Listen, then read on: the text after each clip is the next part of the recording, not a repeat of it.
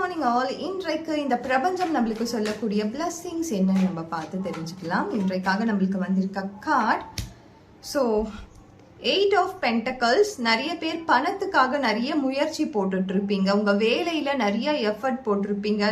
நிறைய நேரங்கள்ல உங்க எஃபர்ட்ஸ் மற்றவங்களுக்கு தெரியாமையே போயிடும். நீங்க இவ்வளோ எஃபர்ட் போட்டு அந்த வேலையை முடிச்சிருக்கீங்க, அல்லது ஒரு ரிலேஷன்ஷிப்ல நீங்க போட்ட எஃபர்ட்டே அவங்க பார்க்க மாட்டாங்க, கிராண்டடா எடுத்துப்பாங்க உங்களை. ஸோ இது எல்லாத்துக்கும் ஒரு முடிவு கிடைக்கக்கூடிய ஒரு தருணங்களை நீங்க கூடிய விரைவில் பார்ப்பீங்க. நீங்க எந்த இடத்துல எஃபர்ட் போடுறீங்களோ, அது படிப்பாக இருக்கட்டும், வேலையாக இருக்கட்டும், உறவுகளாக இருக்கட்டும், அந்த எல்லா எஃபர்ட்ஸ்க்கும் நீங்க போட்ட எஃபர்ட்ஸ்க்கான ரிசல்ட்டை பார்க்கக்கூடிய நாட்கள் வெகு விரைவில் இல்லை. கண்டிப்பா இந்த எனர்ஜியை நீங்க கிளைம் பண்ணிக்கோங்க. கண்டிப்பா நீங்க மன வருத்தப்பட்ட இடங்கள்ல நீங்க போற்றப்படுவீங்க.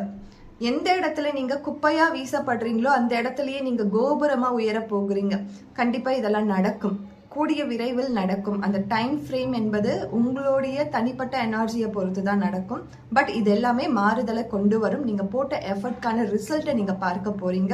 உங்களுக்கு தெரியாத, உங்களுக்கு பின்னாடி செஞ்ச வேலைகள் எல்லாமே உங்க கண்ணு முன்னாடி வரப்போகுது.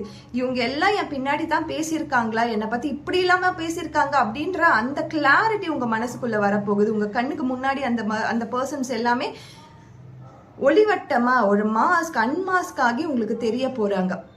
நல்லா பிலீவ் பண்ணிட்டு இருப்பீங்க, இவங்கெல்லாம் நல்லவங்கன்னு நினைச்சிருப்பீங்க. ஆனா அந்த மாதிரி பர்சன் தான் உங்க பின்னாடி அவங்க பண்ண வேலைகள்லாம் பெருசா இருக்கும். அது எல்லாமே தெரியக்கூடிய நாட்கள் வெகு விரைவில் இல்லை. ஸோ நீங்க இதை அப்படியே கிளைம் பண்ணிக்கோங்க. ஹாப்பியா சந்தோஷமா இருங்க. Thank you so much.